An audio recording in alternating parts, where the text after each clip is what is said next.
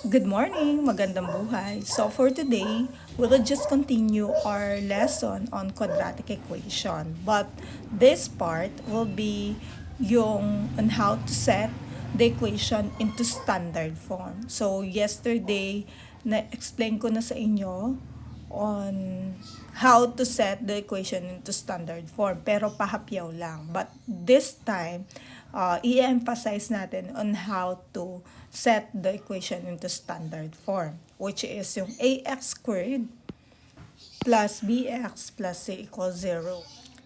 Okay, so before we discuss yung mismong lesson natin, I think we should have a recap of our previous lesson or previous lesson when you were in grade 7, which is yung loss of exponent or what we call the product law. Okay, so we will just we'll just explain lang yung product law. Okay, isa sa mga laws of exponent. Okay, so here, as you can see, meron tayong dalawang side ng ating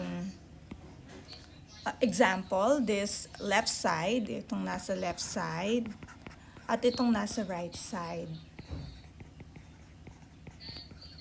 Okay, so here, ipapakita ko lang yung both sides kung paano mag-multiply at paano mag-expand. Okay, sana para mas ma-figure out nyo yung law ng, yung product law. Okay, o yung isa sa mga laws of exponent. Okay, so we will just begin dito sa left side. So as you can see, meron tayong a variable or a term. Okay, term ang tawag natin sa kanila. Okay, so itong term na to o itong variable na to, we will just expand itong nasa left side. Okay, so mag-expand lang natin, ipapakita lang natin kung paano natin sila i-expand. Okay, so number 1, if we have x squared, kung i-expand natin yan, meron lang tayong dalawang x. Okay, so ibig sabihin ng x squared, dalawang x yon. If we have x cubed, ibig sabihin, meron tayong tatlong x na minumultiply. Okay? So, dito, minumultiply natin sila kapag ina-expand sila. So, kung ipapakita natin yan into standard form, yung x squared, that will give us x multiplied by x. Katulad nito. Okay? So, x multiplied by x. So, I use parenthesis, okay, to emphasize na ito ay ito ay multiplication. Okay? So, x times x. Pwede rin isulat yan as x multiplied by x na ganito. Okay? So, just like number 2, example number 2, yung x cubed. So, it means, meron tayong tatlong minumultiply na x. Okay, so parenthesis then I use parenthesis, okay, to emphasize multiplication. So 3x's ang ilalagay ko niyan. So, and kapag minultiply ko tong 3x, that will give us x cubed. Similarly, sa example number 5. Okay, so m raised to the 5th power, if we expand that, we have 5m's na minumultiply. So, that is m multiplied by m, multiplied by m, multiplied by m, multiplied by m. So, 1, 2, 3, 4, 5. So, we have 5m's. Okay? So, kapag minultiply mo yan, that will give us a product of m raised to the 5th power. Okay? So, last example on this side, so x squared times y. So here we have two variables in a one term. So as you can see, we have x squared. So expand natin yon, we have x multiplied by x. And then yung y natin, since it's not similar dun sa isa pang variable, so we will just rewrite it. Okay? So, x multiplied by x multiplied by y, that will give us a product of x squared y. Ganun lang siya. So, kapag hindi parehas yung variable na ginamit, i-combine mo lang sila. Ganun lang. Okay, now let us show the right side. Ito naman expanded sila. They are given in an expanded form. So ang gagawin lang natin is we will just simply multiply. Okay, ang operation na ginamit lang natin dito is multiplication. Okay? So, kabaliktaran lang siya nung kanina. So, x times x, let's begin. X times x, kapag nagmumultiply kayo ng similar variable o same basis, ang gagawin nyo lang is you will just add yung exponent. So, i-add mo lang yung exponent and then copy lang yung base, yung parehas na base. So, x times x, since we have the same base, copy lang natin, rewrite lang natin. And then we will just add yung exponent nila. So, as you can see, walang nakasulat or naka-indicate na exponent here sa x. So, it means, kapag walang naka-indicate, that is automatically 1. So, i-add lang natin yon. So, 1 plus 1, that will give us 2. So, ang final answer natin dito is x raised to the second power or x squared. So, same lang siya dito sa left side. Okay, nakita ba? Okay, so ganun lang siya. Okay, now let's have example number 2. So, this one is also multiplication. So, we'll just multiply the bases since they have the same base. Ayan, pare-pares silang x. Ayan. We'll just rewrite that one, yung base na yon, kasi parehas. And then, if we multiply these bases, ang gagawin lang natin sa exponent is we will just simply add them. So, kapag walang naka-indicate na exponent, automatically, that is 1. So, add lang natin yung tatlong 1 na yon, 1 plus 1 plus 1, it will give us 3. So, the final answer is x cubed. Similarly, sa next example natin, ganun din. So, we have m raised to the 5th power. Same basis din siya. Okay? I hope naintindihan nyo tong mga to. Kasi, we will use this law sa ating lesson. Okay? Now, let's have the last example. X times y. So, katulad lang siya nito dito sa left side, as you can see. So, kapag ganyan, imumultiply mo sila. Pero, take note dun sa parehas na base. Kapag may parehas na base, i-add mo yung exponent nila. Katulad nito, may dalawang x, so add mo lang yung exponent niya. So, that will give us x squared. And then, rewrite mo lang yung y kasi wala naman siyang katulad. Okay, yun nga lang, tatanggalin mo na yung parenthesis nila. Kasi, one term na lang sila. No? Okay? I hope naintindihan yon.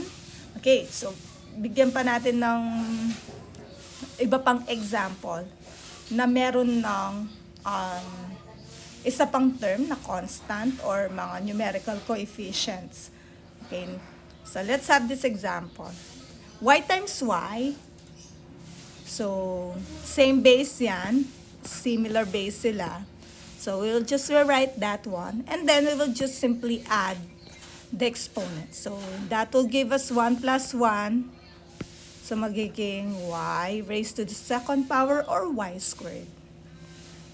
Number 2, x squared times x. So, similar base. When we say base, ito yung nasa baba. Okay? So, x squared times x. We write the base. And then, we'll add the exponent to yun. Plus, kapag walang naka-indicate, that is 1. So, 2 plus 1. So, that will give us 3. So, x raised to the third power. Ganun lang kadali. Similarly sa next example natin. x times x raised to the fourth power. So, similar base, we write that one, x, then add the exponent, 1 plus 4. So, that will give us x raised to the fifth power. Okay, number 4 naman, ito magkaiba sila. We have a constant or we have a numerical coefficient na wala siyang variable. Okay, so multiply lang natin yan. Kapag hindi sila parehas, hindi parehas yung base, we'll just combine them. So, magiging 2x lang yan. So, 2 times x, 2x na. Tanggalin na yung parenthesis na. Same lang sa number 4. 4 times x squared, 4x squared. Ganun lang yon. Kasi it means ang numerical coefficient ng ating x squared here is 1. So, 4 times 1, 4. And then, write lang yung x squared. Same din sa number 4. Ang numerical coefficient ng x here is 1. So, 2 times 1, that's 2.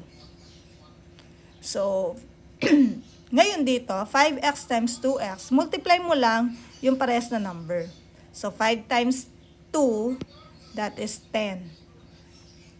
Okay, ibahin ko yung color para hindi kayo malito. Okay, so red natin, that is 10. Ay, wait, sorry. That is 10. Ew, what happened? Okay, that is 10. Next, x times x, same din do sa rule natin. So, that is x raised to the second power. Saan ang galing yung exponent na 2? We'll just add yung exponent.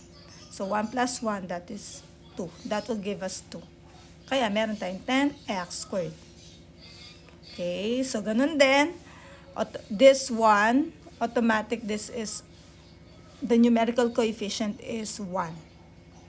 Okay, so kapag walang naka-indicate, that's 1. Pakita lang natin, no? Yan. So, multiply that one, 6 times 1, that is 6. Next is x times x cubed. 1 ito, automatic. 1 plus 3, that is 4. So, x raised to the fourth power. Ganun lang kadali. Kapag meron ka namang isang term, isang monomial at isang binomial. When we say monomial, ito yung one term lang siya. Example ng monomial is 4x, negative 3x. Those are monomials. Kapag naman binomial, ito yon, dalawa sila. So, x minus 2, 2x plus 3, 3x minus 7, those are binomials. Kapag marami na sila, we call them polynomials na. Okay? So, kapag ganito ang given mo, we will just simply distribute yung monomial. Katulad nito, 4 times x, that is 4x. Tapos, 4 times negative 2, natatandaan pa ba yon yung positive times negative? So, tandaan to multiplication. Multiplication. Like sign, always positive. Always positive. Like positive times positive, that is positive. Negative times negative, that is positive. And like sign, that's negative. So, positive times negative, that is negative. Negative times positive, that is negative pa rin. Okay, multiply natin. This 4 is positive. So, positive 4 times negative 2, that is negative. 4 times 2, that's 8. So, ito na yung final answer natin. Okay, so ganun din dito. So, 5 times x squared, that is 5x squared. Next, positive 5 times positive 5, dahil positive silang parehas, kaya positive. 5 times 7, that's 35. So, ganun lang. Ganun lang siya kadali. Okay? Now, I think meron na kayong background. Um, I think naintindihan nyo na yung laws of exponent, which is yung isa sa mga laws of exponent, which is the product law. Now, I think we can proceed na dun sa ating main topic or main lesson, which is setting your equation into standard form.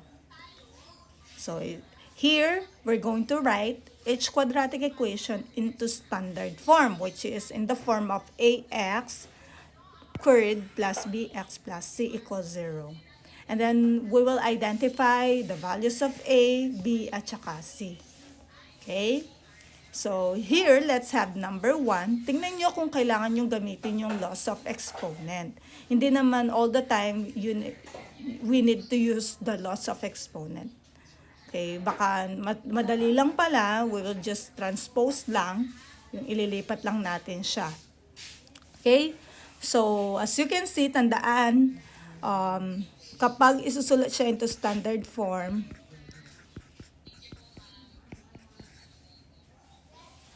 laging nauuna yung quadratic term. Yung quadratic term na yon, yun yung merong x squared. And then followed by yung ating linear term. Ito lang yung meron siyang x. And lastly, yung constant term. Ito lang yung number lang siya. Equals 0. So, tandaan, meron tayong dalawang side dyan. Itong nasa left side at itong nasa right side ng equation. Okay? So, dapat yung nasa right side, always 0 na lang siya. Okay, let's have number 1. So, here we have 5x minus 2x squared equals 8. So, alin dyan ang mauna? Ang mauna dyan is itong negative 2x squared. So, write lang natin siya. We have negative 2x squared kasi ito ang quadratic natin. And then, followed by the linear term. So, kapag walang naka-indicate na sign, that is positive. So, positive 5x. Next, ang gagawin natin is yung 8, yung constant. Ito yon.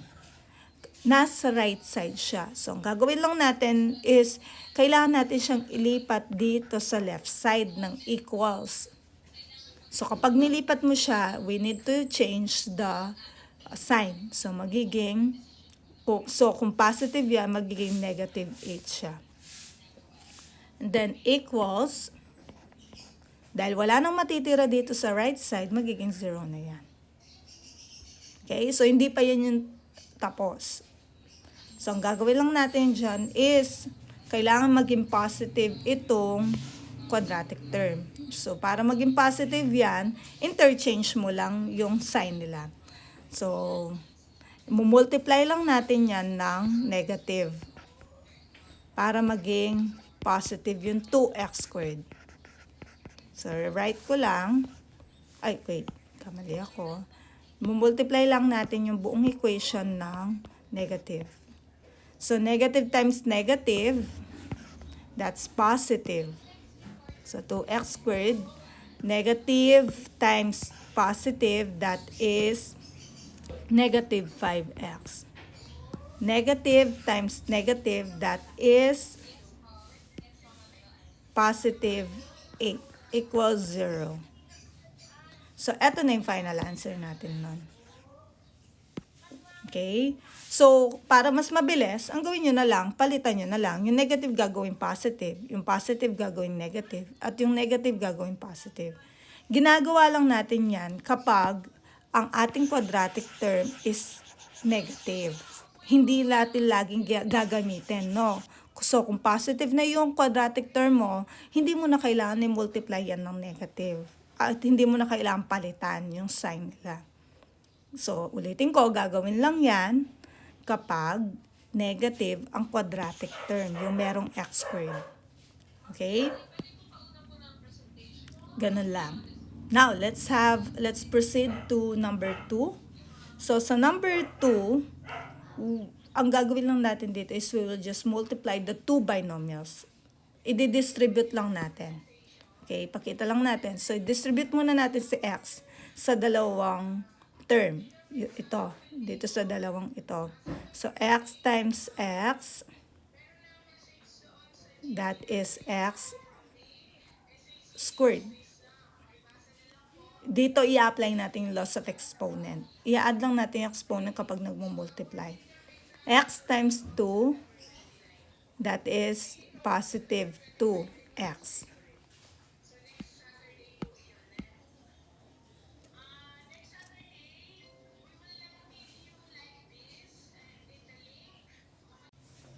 Okay, let us continue. Multiply natin yung positive 4, ito naman, dun sa dalawang ito, dalawang term. So, positive positive 4 times x, that's positive 4x. Positive times positive, that is positive. So, 4 times 2, that's 8. Equals 0. And then, ang gagawin lang natin is, hanapin lang natin yung parehas. When we say parehas, meron silang parehas na, same term sila. Okay, similar terms sila. So, yung parehas natin dito is yung 2x at saka 4x. So, we will just apply lang natin yung rule ng addition and subtraction of polynomials. Okay? So, ito niyan, we will just simply rewrite x squared. Positive to, tsaka positive yon. So, we will just add. Okay? So, that is 6. 2 plus 4, that is 6. And then, copy mo lang yung base. Rewrite lang yung base, rather. Then, we have positive. Kasi parehas silang positive dyan. And then, rewrite yung 8. So, positive 8 equals 0. So, since positive naman yung ating quadratic term, so, hindi na natin kailangan interchange yung sign or hindi na natin kailangan multiply ito ng negative. Okay, so, ibig sabihin nun, ito na yung final answer.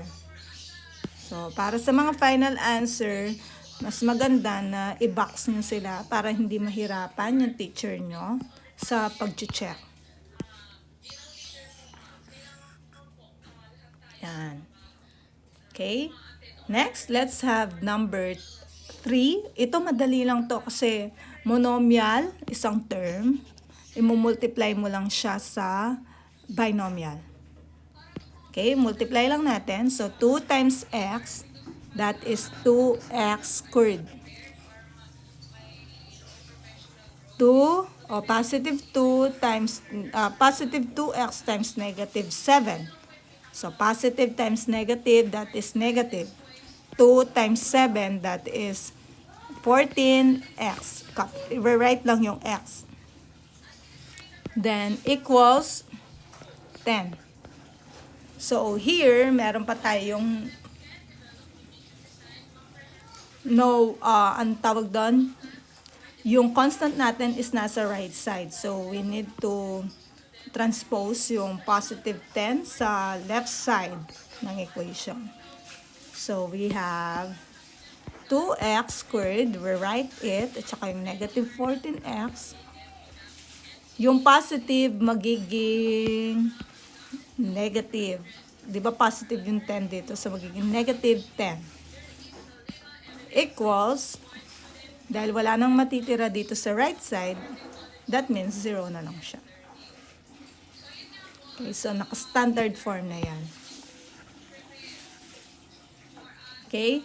Oops, may nakalimutan pala tayo. So, we need to find the values or identify the values of A, B, and C pala. So, balik tayo dun sa kanina. So, yung A natin is, di ba, that is ax squared plus, dali lang, sulat natin, A x squared plus, yung B natin, B x plus C. equals 0. So, sulat natin. Yung a natin dyan, yun yung katabi ng x squared. So, yung a natin is, eto yon 2. Yung b natin is, katabi ng x. Ito yon. Kasama yung sign. That is negative 5. And last, yung c natin is the constant term. Ito yon. So, that is positive 8 or simply 8 na lang. Or 8 na lang. Kapag positive siya, kahit hindi na isulat yung positive symbol. Okay? Similarly, dito rin sa number 2, so yung a natin, dahil walang naka-indicate dito, that means 1. At yung b natin, that is, ito yon, positive 6 or simply 6. And c is positive 8. So, ganun lang siya kadali. Similarly then sa ating example number 3, so we have a, yung a natin yung katabi ng yung katabi ng x squared, which is 2. And then our b, ito yon, that's negative 14.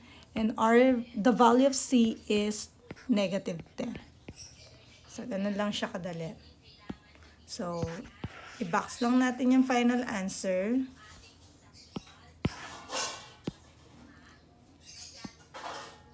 Ito yung mga final answer natin. I-box lang natin yan. So, kailangan ng dalawang answer. Yung standard form at saka yung values of A, B, and C.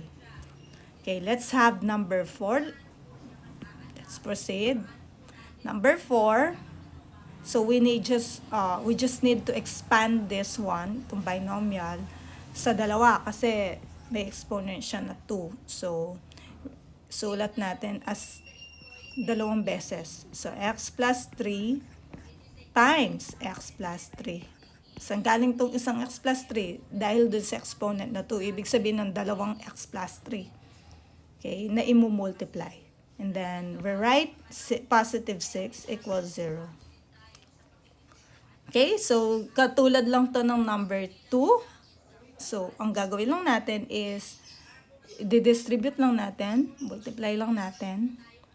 So, x times x squared, x times positive 3, that's positive 3x. Next, positive 3 times x, that's positive 3x. Positive 3 times positive 3, that's positive 9. Plus, we write positive 6 equals 0. So, we will just add or subtract similar terms.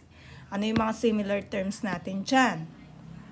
Ang mga similar terms natin, ito. Yan. Parehas sila kasi may x. At parehas yung exponent nila. And also, this one, kasi parehas silang constant. So, hinahanap mo lagi yung parehas, yung similar terms. So, we will just rewrite x squared. Then, this one, tignan nyo kung parehas yung sign. Kung parehas yung sign, add natin. So, 3x plus 3x, that is 6x. So, plus yan or positive yan.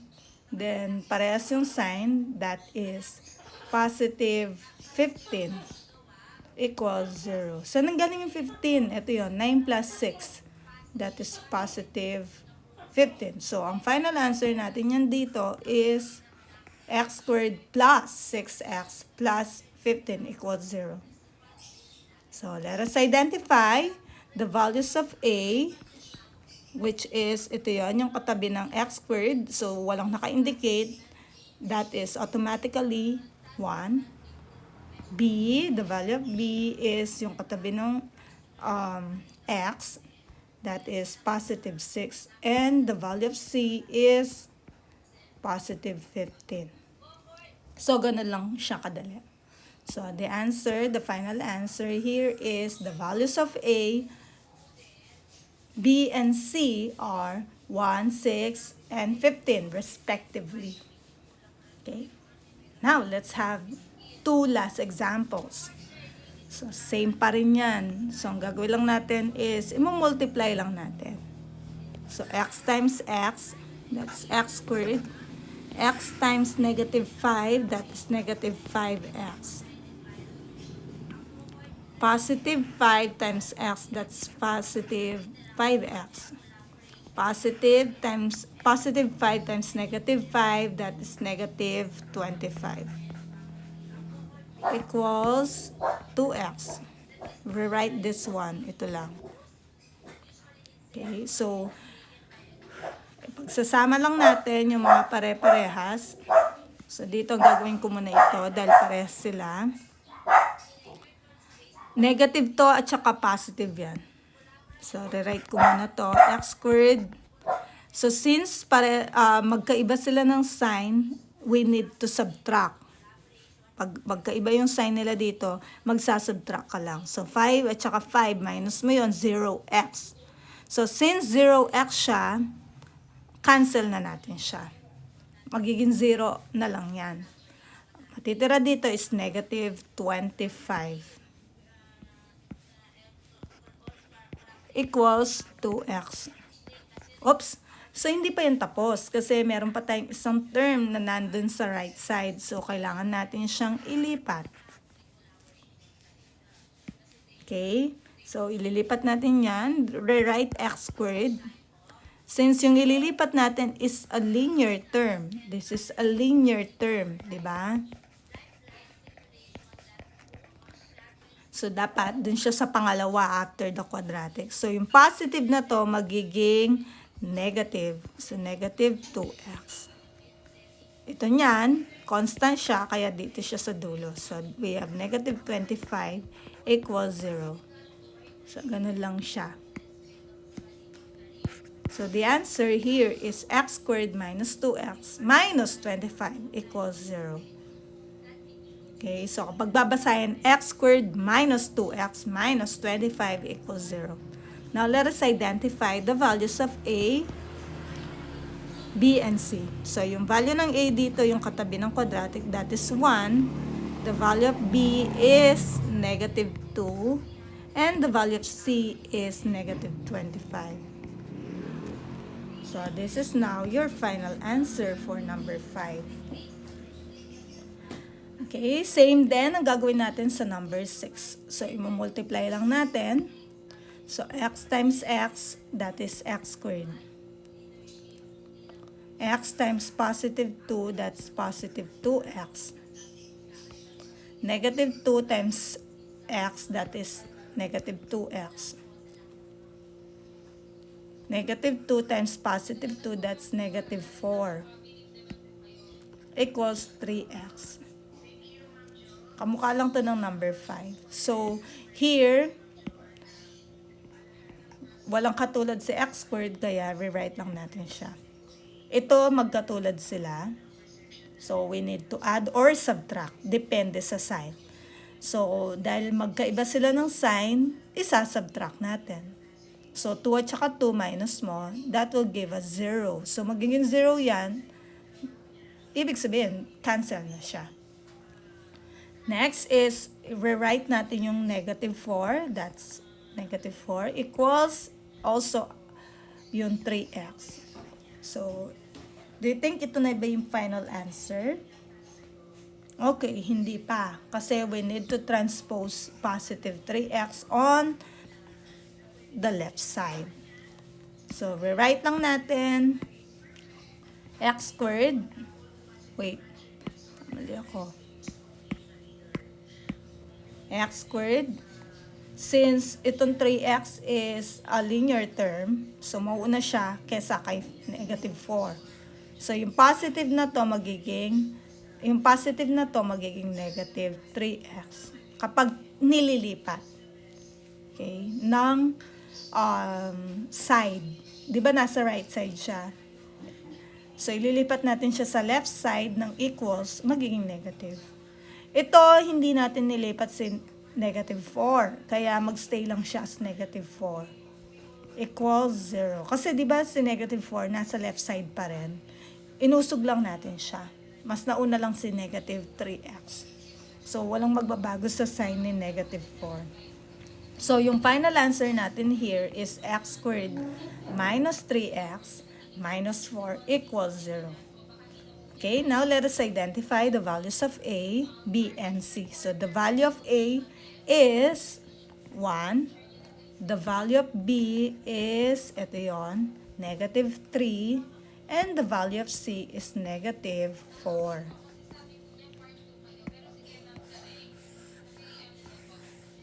Okay, so that's it. Sana may naintindihan kayo or natutunan man kayo kung paano mag-set ng standard form ng isang quadratic equation in the form na ax squared plus bx plus c. Okay? Bye-bye! So, ready nyo na yung last nyo and sagutan na.